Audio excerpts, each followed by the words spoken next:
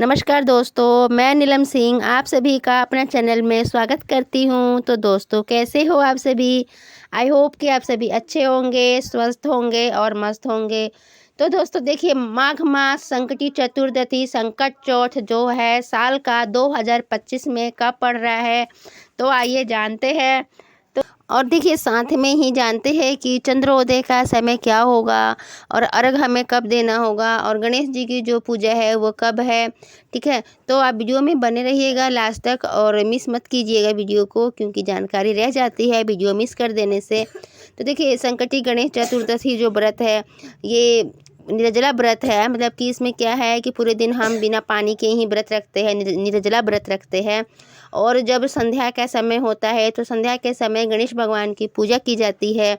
और पूजा तो मतलब जो है वो आप टाइम अपने हिसाब से कभी भी कर सकते हैं। ठीक है, संध्या के समय मतलब कभी भी कर लीजिएगा, लेकिन जो चंद्रदेव को अर्घ देना है उसका वो एक नियमित समय पर ही अर्घ देना है जो हमारा समय होगा। ठीक है, और इसमें क्या है ना, गणेश भगवान को तिल के लड्डू बनाए जाते हैं। तिल गुड़ और शकरकंदी से गणेश भगवान की पूजा की जाती है। और जो भी ऋतु फल आपको मिल जाता है तो आप ऋतु फल ले सकते हैं। ठीक है, और गणेश जी की पूजा की जाती है संध्या के समय। तो दोस्तों देखिए, आइए जानते हैं कि जो चंद्रोदय का समय क्या होगा।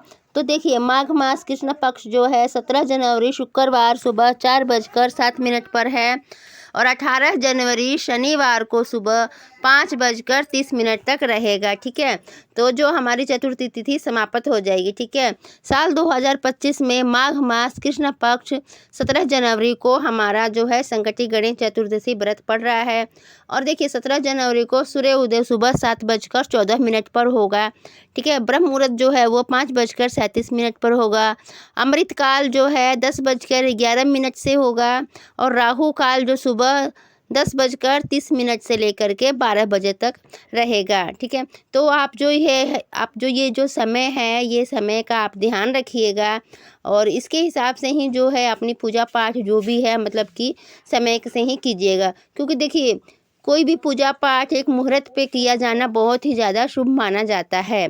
ठीक है, और जो पूजा का शुभ मुहूर्त है सुबह 5:54 से 7:15 तक है।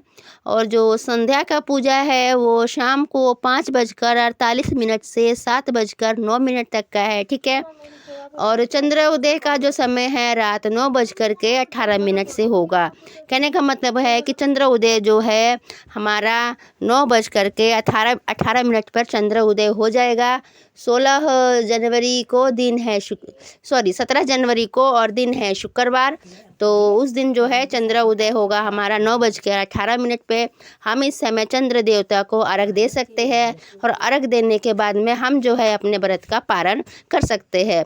क्योंकि जो गणेश चतुर्दशी का व्रत है इसमें चंद्र उदय होने के बाद ही अर्घ दिया जाता है और अर्घ देने के बाद ही भगवान गणेश को समर्पित होता है। दोस्तों, आपको हमारा इस व्रत में चंद्रमा को अर्घ देने का विशेष महत्व होता है। और देखिए दोस्तों, संकट चौथ व्रत का जो पारण है रात को चंद्रमा को अर्घ देने के बाद ही किया जाए। माघ चौथ व्रत भी कहते हैं और इसे सभी व्रतों में यह सबसे बड़ा उत्तम और सबसे बड़ा व्रत माना जाता है।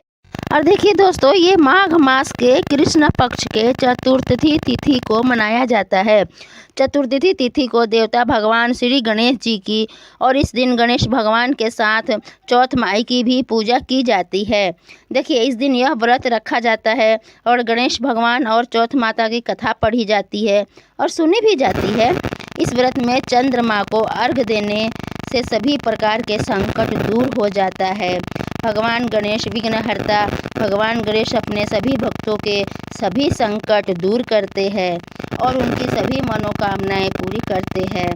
ठीक है दोस्तों, और देखिए, इस व्रत का खास तौर पर माताएं अपने पुत्र को लंबी आयु और सुख समृद्धि के लिए कामना करती है। इस व्रत को करने से संतान के ऊपर आने वाले सभी प्रकार के कष्ट संकट दूर हो जाता है। निसंतान जो महिलाएं हैं, यदि वह इस व्रत को करती है तो उन्हें संतान सुख प्राप्त हो जाता है। और देखिए मेरी प्यारी बहनें, संकट चौथ के दिन सुबह स्नान करके ध्यान करके भगवान गणेश जी को पूजन करना किया जाता है और फिर इस दिन दिन भर व्रत रखा जाता है।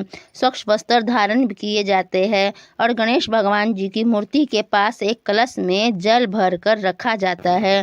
धूप दीप नैवेद्य तिल के लड्डू शकरकंद और देखिए जो भी मौसम में जो भी फल मिलते हो आपके आसपास में, तो वे फल गुड़ और घी का दीपक भगवान श्री गणेश जी को अर्पित किया जाता है।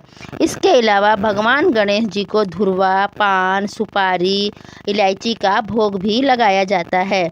आज के दिन कहीं कहीं पर तो तिलकुट के बकरा भी बनाया जाता है और पूजन करने के बाद उस बकरे को काट कर उसकी बलि दी जाती है। पूजन करने के बाद भगवान गणेश जी की आरती ली जाती है और भगवान गणेश जी को भोग लगाया जाता है। देखिए चंद्रमा को अर्घ दिया जाता है, उसके बाद तिलकुट को प्रसाद के रूप में बांटा जाता है। इस दिन तिलों का और गुड़ का और घी का दान दिया बहुत ही शुभ माना जाता है। वैसे तो चौथ का व्रत निर्जला और निराहार रखा जाता है, लेकिन जो मेरी माताएं और बहनें हैं जो नहीं रह सकते निराहार व्रत, तो मतलब वो जल का सेवन कर सकते हैं, ठीक है। और शाम की पूजा करते समय चंद्रमा को अर्घ देने के बाद ही आप मतलब कि चंद्रमा को जब हम अर्घ दे लेते हैं तो उसके बाद में ही आप सिंगदाना या साबूदाना का सेवन कर सकती है। नहीं तो हम लोग तो क्या करते हैं, हम लोग तो फलाहार ही रखते हैं, फल का ही केवल सेवन करते हैं। इस व्रत में शाम को अर्घ देने के बाद ही फल और चाय पानी पीने का विशेष नियम है। तो ये आज के दिन भगवान श्री गणेश के साथ पूरे शिव परिवार की पूजा भी करनी चाहिए। और ऐसे लोग जो मानसिक रूप से तनाव रहते हैं, उन लोगों को भी रात को चंद्रदेव की पूजा करनी चाहिए, जिससे उनको मतलब जो उनकी जो परेशानी है वो दूर हो जाती है, ठीक है। और उपवास हो सके तो उपवास भी कर सकते हैं। और देखिए चतुर्थी तिथि प्रारंभ होगी 29 जनवरी सुबह 6:12 पे, ठीक है। और देखिए सूर्य उदय का जो समय होगा वो 7:12 पर होगा और सूर्य जो अस्त होगा शाम 6:07 पे होगा। और देखिए जो अभिजीत मुहूर्त है वो 12:17 से होगा। आप इस समय पूजा कर सकते हैं, 1 बजे तक रहेगा। और अमृत काल भी है 11:44 से, ठीक है। और देखिए जो राहुल काल का समय है वो 7:30 से 9 बजे तक है, तो इस बीच आप पूजा पाठ वगैरह नहीं कर सकते हैं। तो आप जो है ना थोड़ा इस बात का ध्यान रखिएगा।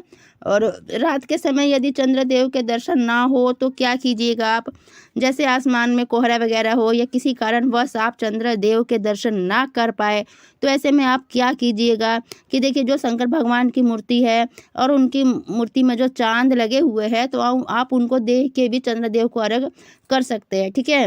और आप मतलब ये भी कर सकते हैं कि पूर्व दिशा की तरफ मुख कर लीजिएगा और चंद्र देवता का ध्यान करके और चंद्रदेव को अर्घ आप दे सकते हैं और पूजा पाठ वगैरह आप मतलब कि कर सकते हैं। ओके, इस बात का आप थोड़ा ध्यान रखिए। उम्मीद करते हैं कि आपको हमारा ये वीडियो